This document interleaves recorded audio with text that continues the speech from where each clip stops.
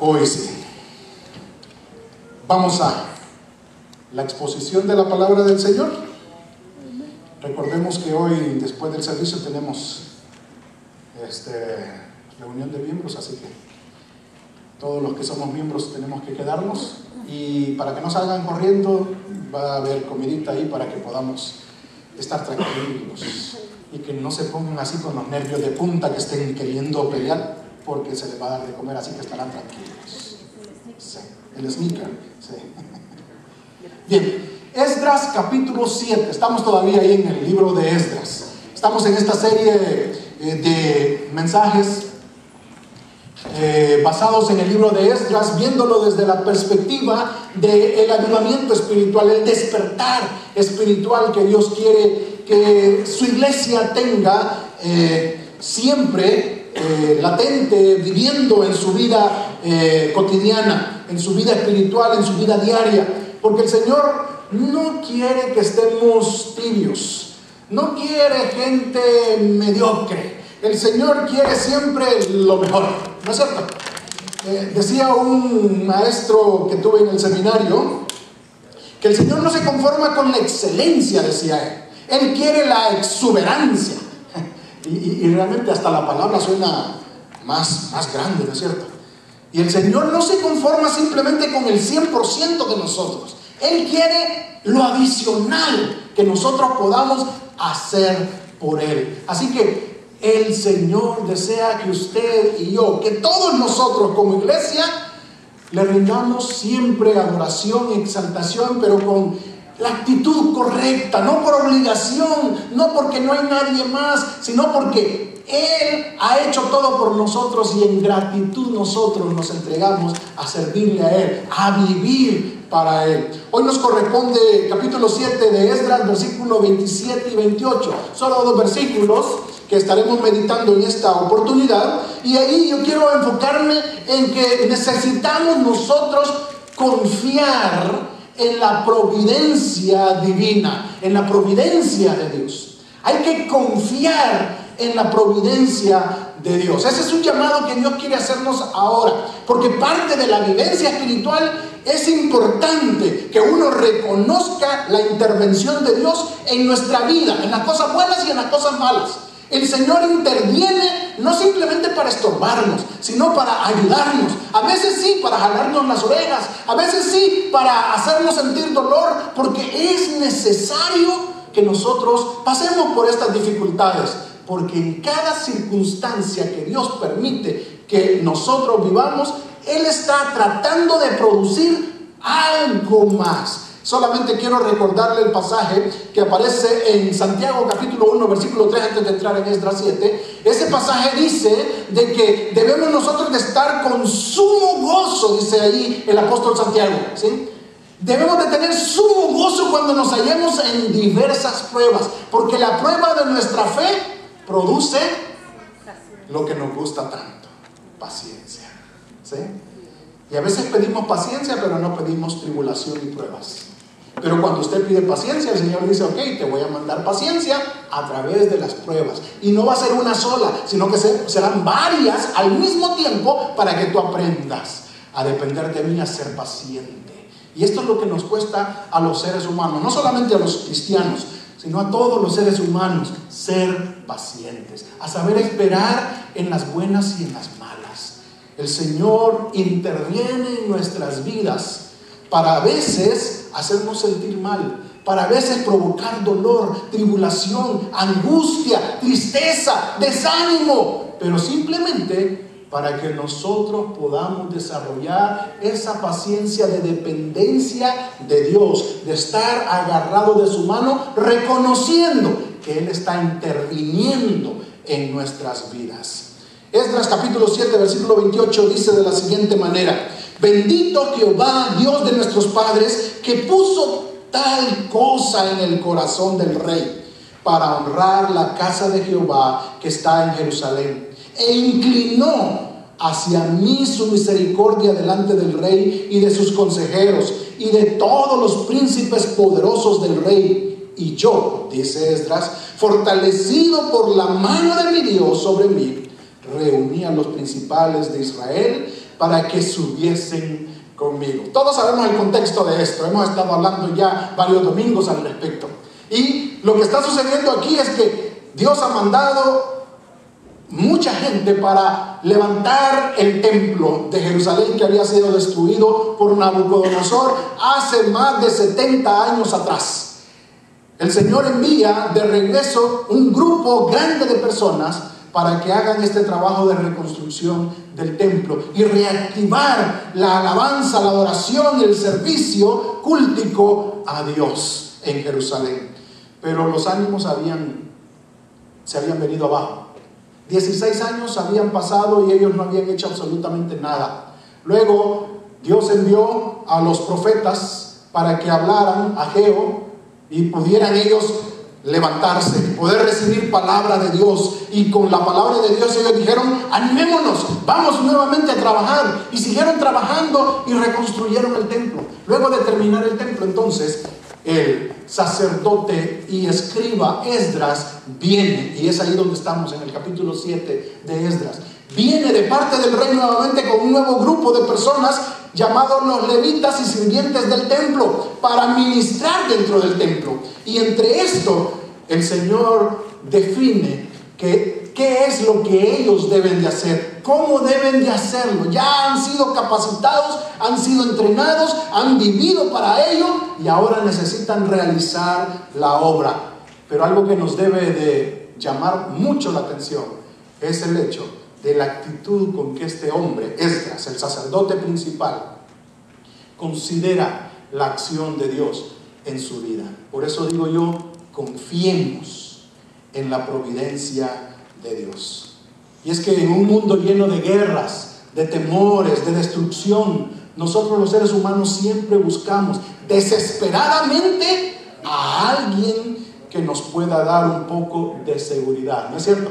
Cuando estamos en esa situación, la gente exclama: Dios mío, ayúdame. O si no, buscamos las influencias, las personas más cercanas, los que tienen dinero, los que pueden ayudarnos, los que pueden sacarnos adelante, o los políticos, ¿sí? Porque necesitamos la ayuda, la seguridad que buscamos del gobierno, de los héroes nacionales, de la gente importante, de los bancos, de las aseguradoras, ¿sí? Simplemente nuestro Dios puede darnos esta seguridad que necesitamos en un mundo hostil, en un mundo de dificultades, en un mundo de tribulaciones, en un mundo de enfermedades donde los virus y las bacterias ya ni se conocen por nombre. Los médicos ya no le llaman por nombre. Antes se decía: tiene la difteria, tiene el tétano, tiene esto, tiene lo otro. Ahora dicen: es viral, porque no hay nombre ya para tantas cosas que están sucediendo. Necesitamos ahora algo que nos dé seguridad, y esa ancla, ese faro en la oscuridad, el único que nos puede dar la seguridad es nuestro Dios. Y por eso necesitamos aprender a confiar en la providencia de nuestro Dios. ¿Qué significa providencia entonces? ¿Qué es la providencia de Dios? ¿A qué nos referimos nosotros con la providencia de Dios? Normalmente la gente, cuando escucha providencia de Dios, siempre piensa en la provisión de Dios. Dios es proveedor, así que me acojo a la providencia de Dios. Señor, dame, porque siempre estamos dispuestos a recibir. Algunos dicen que más bienaventurado es recibir que dar, porque nos gusta recibir. Pero la Biblia no dice así, ¿no es cierto? La Biblia dice: más bienaventurado es dar que recibir. Pero a nosotros nos conviene mejor decirlo al revés, porque los seres humanos así somos. Nos gusta más que nos den, y mientras más nos den, más dichosos somos, más felices somos. Y asignamos todo el concepto de providencia de Dios a ese don, a esa capacidad de nuestro Dios de darnos cosas, de ser un padre malcriado que simplemente nos está malcriando, dándonos lo que nosotros le pedimos. Ay, Señor, yo quiero un carro Toyota de esta característica y de este año. Y ya Dios dice: sí, toma y ve a comprarlo. Ay, Señor, yo quiero un ice cream de tal cosa. Sí, aquí está, te lo doy. Señor, yo quiero una cookie de tal cosa, ¿sí? Y el Señor siempre está dando, ay, qué bendito es mi Dios. Ay, yo le exalto a Dios porque Él siempre me da lo que necesito. Y a veces asignamos eso como el único concepto de la providencia divina, cuando realmente el concepto tiene que ver con esto, pero es mucho más amplio que esto. Vean lo que dice el diccionario teológico acerca de esto. Dice que la providencia indica la soberanía, la supervisión, la intervención o el conjunto de acciones activas de Dios en el socorro de los hombres. ¿Se da cuenta que es bastante amplio el concepto de la providencia? No es solamente el proveer, es la soberanía, es la supervisión, es la intervención y es el conjunto de acciones activas de Dios en el socorro de los hombres. Dios es providente para sus hijos, para la humanidad, para la creación completa. Dios es providente. Y en el sentido que lo decimos es porque Él siempre está dispuesto a proveer y dar lo necesario a los seres humanos, así como también a mandar y a ejercer autoridad, a controlar todo lo que está sucediendo en beneficio, no de la humanidad, en beneficio de sus propósitos, en beneficio de sus planes. Y Él hace avanzar todo esto de acuerdo a su providencia. ¿Sí? Él está en control del plan y por eso Él mueve las piezas del ajedrez para que todo avance en relación a aquello, velando porque todo esto siempre le rinda honor y gloria a Él. Mateo 5:45 dice de la siguiente manera, mostrándonos una parte de la providencia de Dios. Mateo 5:45 dice: para que seáis hijos de vuestro Padre que está en los cielos, que hace salir su sol sobre buenos y malos, y que hace llover sobre justos e injustos. ¿Se da cuenta ahí de la provisión? Dios está ejerciendo su providencia divina no solamente con sus hijos, no solamente con la iglesia. Él hace salir el sol sobre buenos y sobre malos. Él hace llover sobre justos e injustos. Yo no sé cuál grupo es usted. ¿Está entre los buenos o entre los malos? Entre los justos o entre los injustos. Pero sea cual sea, el Señor hace avanzar su plan y ejerce cosas buenas en relación a este plan sobre todos. Él está controlando, Él está ejerciendo ese control y llevando todo hacia su rumbo. Y ahí entra entonces la soberanía de Dios, porque Él controla y Él manda. Él ejecuta a quien Él quiere lo que Él quiere en el tiempo que Él quiere. Así que cuando sus hijos, su iglesia, nosotros reconocemos el accionar de Dios en nuestra vida y ministerio, muy a pesar de cuáles sean nuestras circunstancias, cuando usted y yo reconocemos la soberanía de Dios, estamos aceptando entonces la provisión y el accionar de Dios en todo lo que vivimos. Estamos haciendo que Él actúe como Él quiera. Y cuando hacemos eso, hermanos, estamos aceptando la providencia divina en nosotros. No solamente cuando usted recibe cosas buenas, es también cuando usted recibe cosas malas y usted dice: bendito sea el Señor.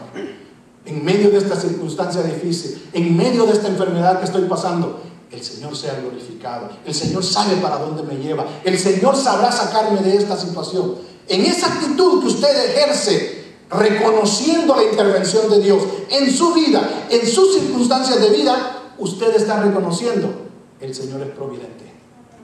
El Señor está aquí conmigo, llevándome adelante en el propósito que Él tiene para mi vida y para su plan completo.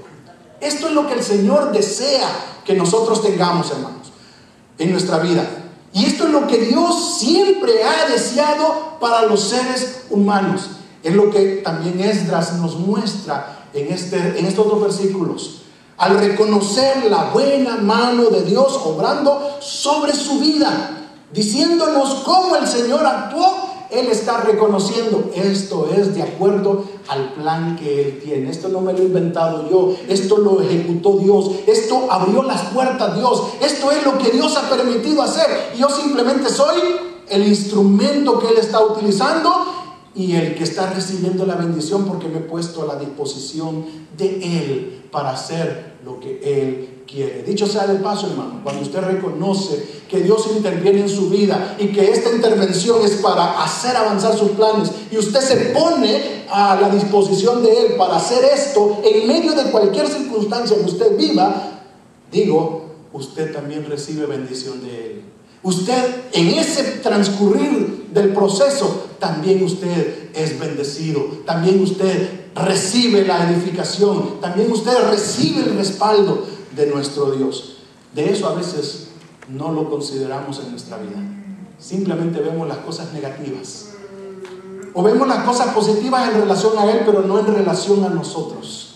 Y es importante que tengamos claro todo el panorama que Dios nos muestra en su accionar en nuestra vida. ¿Cree usted que Dios sigue actuando en medio de su pueblo? ¿O solamente allá con Jefté, con Sansón, con Josué, Moisés, Abraham y todos estos grandes de la Biblia? El Señor sigue actuando ahora, ¿no es cierto? Allá con hermana Lorena, todavía el Señor sigue actuando, ¿sí? Con hermano Cirilo, cuando recibe las terapias, las quimioterapias, el Señor sigue actuando, ¿no es cierto? Quisiéramos que el Señor ya le hubiera quitado la quimioterapia, que ya lo tuviera sano y todo, pero en medio de sus circunstancias, el Señor sigue trabajando, ¿sí? Y Él merece la honra y gloria. En medio de cualquier circunstancia que usted y yo vivamos, todavía el Señor sigue actuando en beneficio de nuestras vidas, pero de sus propósitos finales, porque nosotros somos parte de ese grupo que el Señor quiere meternos en sus propósitos, en sus planes, para hacer las cosas que Dios quiere que hagamos. Vayamos nuevamente a la palabra, versículo 27. Vea cómo inicia la alabanza de este sacerdote Esdras. Dice: bendito Jehová, Dios de nuestros padres. Bendito Jehová, Dios de nuestros padres. Algo importante aquí, hermanos. El inicio que él hace es de bendecir. ¿Y sabe qué es esto de bendecir? La palabra significa hablar bien, bien decir de alguien, ¿sí? Y lo que él está tratando de hacer en esta bendición es simplemente reconocer las buenas cosas que Dios ha hecho en su vida, en su proceso de vida. Y por eso él comienza diciendo: bendito Jehová. Otra de las cosas importantes a resaltar aquí es el nombre que él utiliza de Dios. No es cualquier nombre. Y él pudo utilizar Adonai, él pudo utilizar Shaddai, él pudo utilizar cualquier otro nombre, pero él utilizó Jehová. Y Jehová es ese nombre impronunciable, es ese nombre comprometido de Dios para con su pueblo. Y no con cualquiera, es con su pueblo Israel. Jehová es el Dios del pacto, es el Dios que se ha comprometido a hacer todo lo que Él ha dicho que hará con su pueblo Israel. Así que cuando Esdras dice bendito Jehová, él está diciendo: bendito, hablo bien de ese que se comprometió por mí, que soy israelita, por nosotros que somos su pueblo escogido. Bendito sea él, porque él actuará en beneficio de lo que él dijo que hará. Y hermanos, nosotros no somos israelitas, creo yo. Pero sí tenemos a un Dios que se ha comprometido por nosotros para darnos vida eterna con Él. Tenemos un Dios comprometido diciéndonos que si Él cuida de las aves que vuelan, ¿sí?, las plantas en el campo que se miran tan bonitas, Él se ha comprometido con nosotros a sostenernos y a darnos todo lo que necesitamos. Porque Él dijo ahí: qué padre que ama a su hijo, que le pide un pescado, le dará una serpiente, ¿sí? No hay padre bueno que haga eso, hablando humanamente. El padre se esfuerza al máximo para darle lo mejor a sus hijos de acuerdo a sus posibilidades. Pero dice: si eso sucede entre nosotros los seres humanos, entre la naturaleza que no trabaja, no hace nada por producir nada, y el Padre los cuida de esa forma, ¿cuánto más no hará por nosotros? Y oiga bien la aseveración que hace ahí el Señor Jesús: hombres de poca fe. El Señor se ha comprometido con nosotros. Él está aquí para ayudarnos, para bendecirnos. Pero también en ese mismo pasaje en San Mateo capítulo 6, Él habla acerca de la dependencia que necesitamos nosotros hacer de Él como algo normal en nuestra vida. Y Él, después de habernos dicho de toda esa provisión y de sus cuidados que hace por la naturaleza, y que nosotros valemos mucho más que todo esto, Él nos dice: mas buscad primeramente el reino de Dios y su justicia, y entonces todas estas cosas os serán añadidas. A veces nosotros no consideramos la exigencia de Dios, pero sí reclamamos la bendición de Dios. Y el Señor se ha comprometido con nosotros, pero bajo ciertas condiciones. Él quiere actuar en beneficio de nosotros, como Él ha dicho, pero Él requiere que también usted y yo obedezcamos a lo que Él ha pedido de nosotros. Y eso es parte de la providencia de Dios, hermano. Él está listo a darnos a brazos llenos, diciéndonos: aquí estoy listo para darte lo que necesitas, estoy aquí para protegerte, estoy aquí para abrazarte, estoy aquí para socorrerte, no importa que sea lo que esté pasando, pero necesito que tú actúes en beneficio a lo que yo he dicho que voy a hacer. Obedéceme.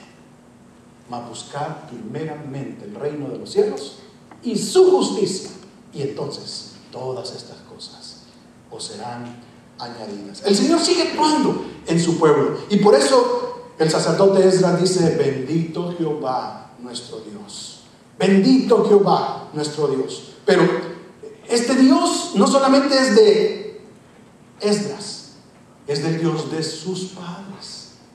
Y cuando Él está exclamando esta bendición a Dios, esta exaltación a Dios, Él está reconociendo lo que sus padres han hecho, se han comprometido con Él.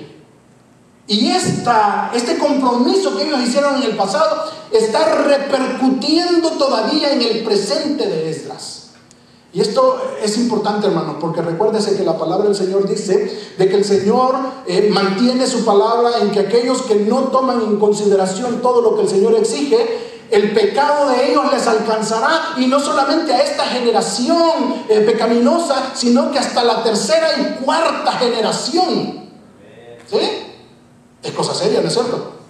Las repercusiones de nuestro pecado afectan a nuestras generaciones posteriores. Pero también las acciones buenas de obediencia y de glorificación a nuestro Dios también tienen estas mismas repercusiones.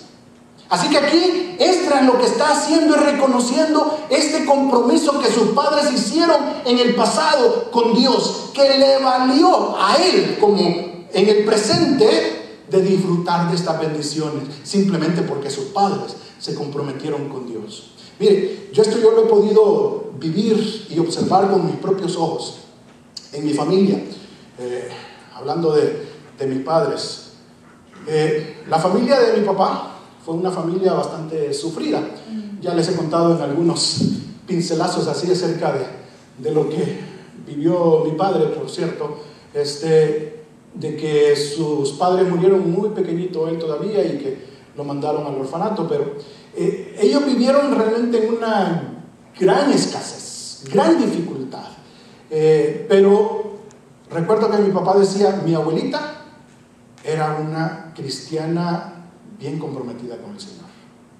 Yo recuerdo que mi mamá decía, también era una persona que alababa a Dios, que servía a Dios. Y él comentaba algunas acciones que él se acordaba, porque como los perdió muy pequeñitos a sus padres, tenía ciertas cosas en su mente que él se acordaba. Pero cuando uno observa el desarrollo de su familia, sus hermanos, sus sobrinos, uno puede observar cómo la buena mano de Dios ha estado sobre ellos, simplemente por el compromiso que los abuelitos hicieron antes con Dios. Y esto es lo que Dios viene bendiciendo en su familia, muy distinto a lo que vivió mi madre. La familia de mi madre era una familia acomodada económicamente, tenían sus negocios cada uno y desarrollaron esos negocios, eran comerciantes ellos. Mi madre, digo yo, que hasta si las piedras se pudieran vender, ella las vende, porque ella es vendedora. Ella lo que dice que va a vender, lo vende y lo vende bien, ¿sí? Nosotros le llamamos eso allá en El Salvador ser coyote uno, ser uno bien zorro para poder vender las cosas. Y ella es eso realmente. Y mi hermana, la que me sigue a mí, es igual que ella vende hasta a su marido. Sí, pero ellos tuvieron muchas comodidades económicas, pero olvidaron de Dios. Mire, era gente muy acomodada, gente muy buena, gente que podía disfrutar de muchas cosas, pero no tenían la cercanía y la relación con Dios. Y eso uno lo puede observar en las diferentes generaciones. Viene uno perdiendo todo aquello a tal grado que uno puede observar hasta testimonios de gente dentro de la familia que uno ni se atreve a mencionar lo que han hecho, porque realmente hasta estafadores o qué, cosas muy, muy feas que son impronunciables, porque uno no se enorgullece de ese tipo de situaciones. Pero uno puede analizar esto. Realmente repercute lo que otros hacen en el pasado en la vida actual de uno. Y repercutirá lo que nosotros hacemos hoy en lo que vivirán nuestras generaciones posteriores. Bendito Jehová, el Dios de nuestros padres. ¿Por qué? Porque lo que ellos hicieron ahora se está haciendo latente, presente entre nosotros, dice Esdras. Es el Señor comprometido quien está haciendo esto, no conmigo, yo soy malo, pero sí con los que se comprometieron con Él desde antes. Y yo estoy disfrutando, dice Esdras, de toda esa bendición que mis antepasados nos dejaron. Yo creo, hermanos, que es importante en primer lugar que nosotros tomemos en consideración esto dentro de la providencia de Dios. El Señor nos está permitiendo hoy vivir este momento como hijos de Dios que somos, de estar en una iglesia, en una congregación, de recibir palabra de Dios, de tener esta cercanía con Él, de relacionarnos, de poder dialogar con Él, de poder comprometernos con Él, de poder servirle a Él. Y quizás solamente estemos viendo el presente y por eso quizás nos desanimamos. Quizás solamente estamos viendo el presente y por eso nos cansamos tanto diciendo, ay, que solo a mí me toca. Yo tengo que ir a abrir y a cerrar la puerta. Yo tengo que ir a enseñar, a predicar, a hacer esto y a lo otro. Que le toque a otro. Pero nos estamos olvidando de la buena mano de Dios con los que nos siguen. De cómo esto que nosotros estamos haciendo hoy repercute en el futuro para nuestras generaciones. Importantísimo considerarlo, hermano. La gente no piensa de esa forma en sus hijos espiritualmente hablando. No piensa en relación a lo económico, a lo profesional. Que algunos hasta nos proponemos en decir, no, yo la única herencia que puedo dejarle a mis hijos es sus estudios, su profesión, así que voy a hacer todo lo posible por darles un estudio, una profesión y que se sostengan solos. Pero no pensamos en lo espiritual, ¿sí? Y necesitamos abrirles la puerta a esta dimensión desconocida llamada la vida espiritual, nuestra relación con Dios, porque estamos construyendo para el futuro de nuestras generaciones. La buena mano de Dios obrando en él. ¿Cómo accionó Dios en su vida? Versículo 27 dice que Él puso tal cosa en el corazón del rey. ¿Qué cosa? Usted se recuerda lo del domingo pasado, espero yo. El domingo pasado estudiamos los versículos anteriores donde el rey mandó que Esdras viniera reconociéndole como el escriba diligente, el escriba que había hecho todo el esfuerzo y que él merecía estar allí ejerciendo la tarea que Dios había encomendado sobre él. Había muchos otros que podían ir, pero Dios puso su mirada en él a través del rey. Pero también el rey dijo que se vayan otros con él, que también tienen esta misma preparación para que sirvan con él, los levitas, los cantores y tantas personas más, para que pudieran ir a servir. Y esta fue iniciativa del rey. Por eso dice aquí que puso tal cosa en el corazón del rey. Esa tal cosa es ese deseo de desprenderse de esa gente, ese deseo de decirle a la gente: vayan allá, no es mi pueblo, es el pueblo de ustedes, pero vayan y edifiquen casa a Dios, hagan servicio a Dios, exalten a Dios en ese lugar, vayan con gastos pagados, vayan a manos llenas, porque yo les voy a dar cómo servir allí. Ellos iban cargados de dinero de parte del rey para hacer todos los sacrificios y todas las cosas que se necesitaban hacer en el templo. Así que el accionar en primer lugar es que Dios fue el que puso en el corazón del rey. Cualquiera pudo haber dicho: qué bueno es ese rey, ay, gracias rey. Sí, hay que ser agradecido con el rey, pero en primer lugar hay que agradecer al que movió el corazón del rey. ¿Sí? Usted a veces quizás diga esta expresión: qué suerte la mía. ¿Sí? Porque a veces no reconocemos el accionar de Dios en nuestra vida, sino se lo asignamos a la buena suerte. Qué suerte que ganó el Canelo ayer. ¿Sí? Qué suerte que conseguí ese trabajito. Aquí no hay nada de suerte, hermano. Tenemos un Dios grande y poderoso que vela por nosotros. Amén. Él nos bendice a manos llenas. Y lo primero que tenemos que reconocer es eso: el Señor ha sido bueno con nosotros. Él ha puesto esta gracia en la vida de los que me rodean para aceptarme tal como soy. Yo no me canso de agradecerle al Señor por lo que el Señor me permite hacer en su obra y por la buena acogida, el buen ambiente que yo disfruto con ustedes, mis hermanos. Amén. Que ni me conocían, y como dicen algunos, a pesar de que es salvadoreño. Sí. Pero realmente yo me gozo tanto porque es la gracia de Dios que Él pone en nosotros para ser aceptados y dejarnos ministrar en la obra de Dios. Yo creo que esto es parte de lo que también nosotros necesitamos reconocer de la providencia divina. Es que usted está aquí ejerciendo el ministerio que Dios le ha puesto a hacer. No porque usted sea inteligente, no porque usted tiene la capacidad, no porque usted sea mexicano de donde sea, sino porque Dios ha sido bueno con usted. Y Él ha puesto gracia en usted. Él ha puesto disposición para hacer esto para Dios.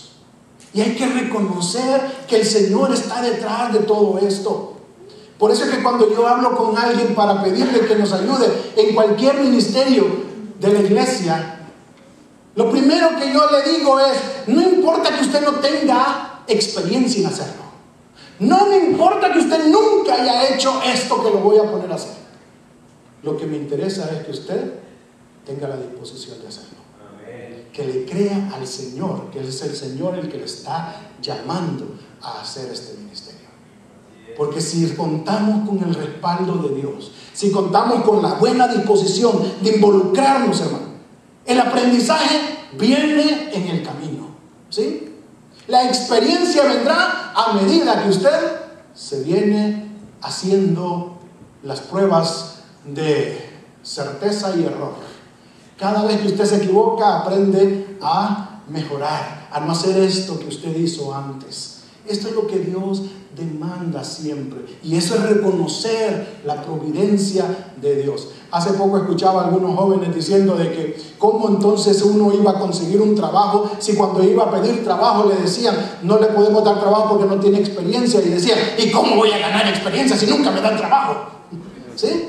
Porque realmente tienen razón. La gente pide experiencia.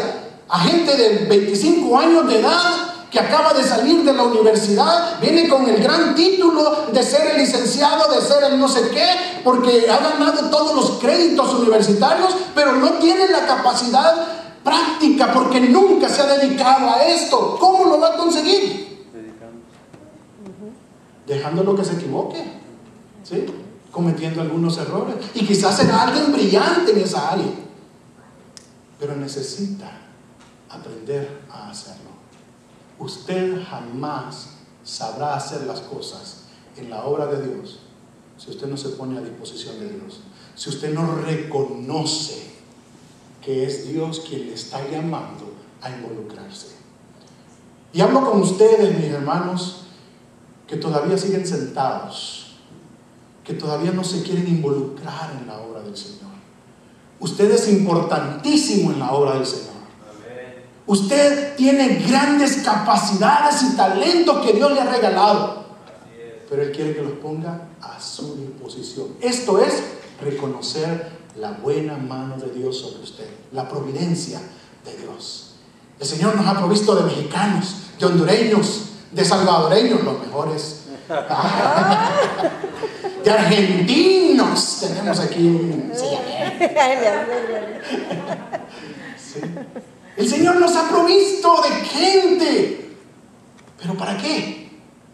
Simplemente para contarnos y decir, somos tantos, tenemos de varias naciones. Es para ponernos en las manos del Señor y ser útiles para Él. ¿Sí? Él puso en el corazón del rey estas cosas. Termino con esto. Versículo 28, la otra acción de Dios. Y dice, e inclinó Dios hacia mí su misericordia. Primero Dios puso en otro, en el rey, ¿sí? Esto que se dio. Él gestó todo esto, pero luego Él se inclinó a mí. Y esto es como cuando uno llega ante alguien para pedirle un ministerio, para hablar con él, para hacerle responsable, y que uno se dirige específicamente hacia esa persona y comienza a hablar con esa persona para designarle sus ocupaciones, sus responsabilidades, su tarea por hacer, ¿sí? Y está enfocado solamente en esa persona, aunque hay muchas más. Esto es lo que está diciendo aquí Esdras, que Dios se inclinó hacia él, aunque había muchas más personas que podían llegar a ocupar este ministerio de sacerdote en Israel. Dios lo vio a él y se enfocó en él y le escogió para este ministerio especial en este tiempo específico de la historia. Y yo me gozo tanto, hermanos, cuando pienso en cómo Dios obra poniendo a las personas en su momento y en su lugar en determinadas circunstancias.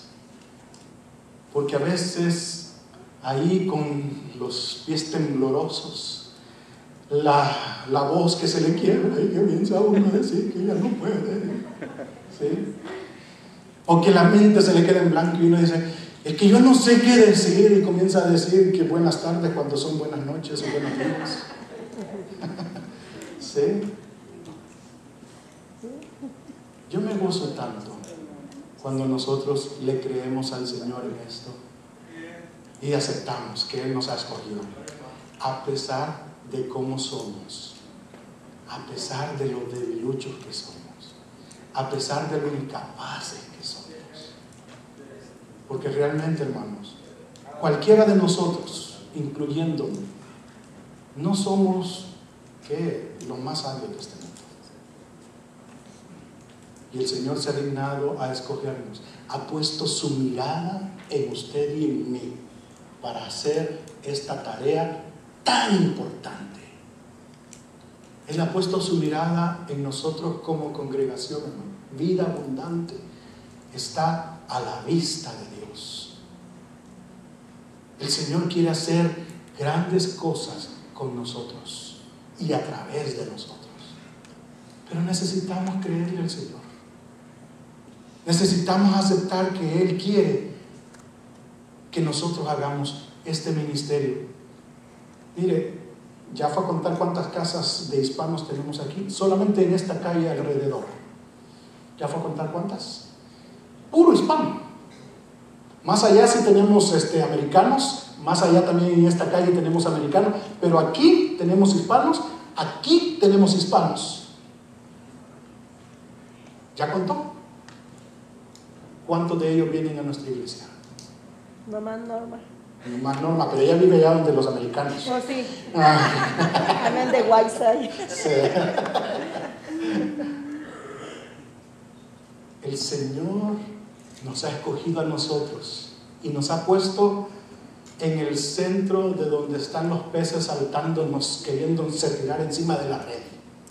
Y nosotros todavía los devolvemos. ¿Ha visto a esos pescadores? ¿Sí? Que llegan a pescar simplemente por pasar el tiempo y tiran el anzuelo, están ahí. Les pican, ya lo jalan, ven el tamaño, lo miden, le toman foto y todo, le quitan el anzuelo y lo vuelven a lanzar. A veces vida abundante está así, hermanos. Lanzamos el anzuelo, lanzamos la red y acepta la gente y nosotros que nos gozamos, pero ya se nos fueron otra vez.